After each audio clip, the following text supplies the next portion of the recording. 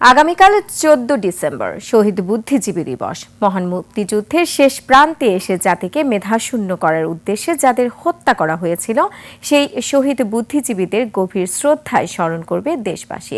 প্রস্তুত রাজধানীর রায়েরবাজার শহীদ বুদ্ধিজীবীর স্মৃতিসৌধ। চলছে শেষ মুহূর্তের প্রস্তুতি, পাশাপাশি দর্শনার্থীও বাড়ছে। মুক্তিযোদ্ধাদের সন্তানরাও স্মরণ করেছেন আত্মত্যাগের সেই গৌরব গাথা। বিস্তারিত হাকিম মাহির রিপোর্টে। এক নদী রক্ত পেরিয়ে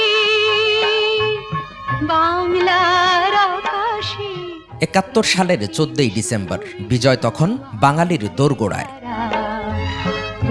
পরাজয় নিশ্চিত জেনে দখলদার পাকিস্তানি হানাদার বাহিনী ও তাদের দোসর রাজাকার আল বদর আল শামসরা খুঁজে খুঁজে হত্যা করে বাংলার শ্রেষ্ঠ সন্তান বুদ্ধিজীবীদের। বুদ্ধিজীবী হত্যার ঠিক দুদিন পর 16 ডিসেম্বর জেনারেল নিয়াজির নেতৃত্বাধীন বর্বর পাকিস্তানি বাহিনী আত্মসমর্পণ করে এবং স্বাধীন দেশ হিসেবে বাংলাদেশের অভ্যুদয় ঘটে। জাতির শ্রেষ্ঠ সন্তানদের শ্রদ্ধা জানাতে রায়েরবাজার শহীদ বুদ্ধিজীবীদের স্মৃতিসৌধে আসেন দর্শনার্থীরা। তাদের মধ্যে একজন সাগ্নিকা চক্রবর্তী, পড়েন জগন্নাথ বিশ্ববিদ্যালয়ে। সকালে সহপাঠীদের সঙ্গে আসেন রায়েরবাজার শহীদ বুদ্ধিজীবীদের স্মৃতিসৌধে। এ সময় তিনি শহীদ বুদ্ধিজীবীদের দেখানো পথে জীবন পরিচালনা করতে তরুণদের আহ্বান জানান। আমার এখানে আসার মূল উদ্দেশ্যই হচ্ছে আমাদের যে শহীদ বুদ্ধিজীবীরা আছে তাদেরকে স্মরণ করার জন্যই মূলত আমার আসা। তারা যদি থাকতেন তাহলে আরও 100 বছর আমরা হয়তো এগিয়ে থাকতাম। বর্তমান প্রজন্মে যারা মানুষরা আছেন তাদের এখানে আসা উচিত। শহীদ বুদ্ধিজীবী দিবস উপলক্ষে প্রস্তুত রায়েরবাজার স্মৃতিসৌধ।